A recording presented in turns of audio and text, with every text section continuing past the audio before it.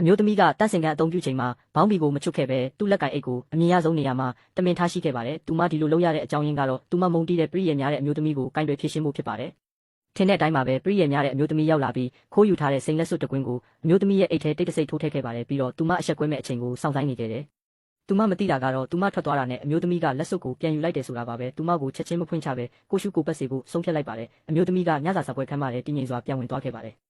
စပ်ပြည့်ရီခွက်ကိုကင်ပြီးပရိယေများတဲ့အမျိုးသမီးရဲ့အနောက်ကိုရှောက်သွားကစပ်ပြည့်ရီကိုသူမဝစ်စုံပေါ်မတော်တဆဖိတ်ကြဟန်ဆောင်လိုက်ပါတယ်။သူမအာယုံလွင့်နေခိုင်မှာအမျိုးသမီးကလက်စွပ်ကိုဟိုအမျိုးသမီးရဲ့အိတ်ထဲအမြန်ပြန်ထည့်လိုက်ပါတယ်။အဲ့ဒီအချိန်မှာပဲလက်စွပ်ပျောက်ဆုံးသွားတဲ့တထေးသမီးကသူ့လူတွေနဲ့အတူရောက်ရှိလာပြီးနေရာကိုပိတ်ဆို့လိုက်ပါတယ်။အမျိုးသမီးကိုလက်စွပ်ခိုးယူတယ်လို့ဆွဆွဲခဲ့ပါတယ်။အမျိုးသမီးကညှင်းဆိုပေမဲ့ပရိယေများတဲ့အမျိုးသမီးကအခွင့်ကောင်းယူပြီးအမျိုးသမီးကိုအပြစ်ပေးဖို့တောင်းဆိုခဲ့ပါတယ်။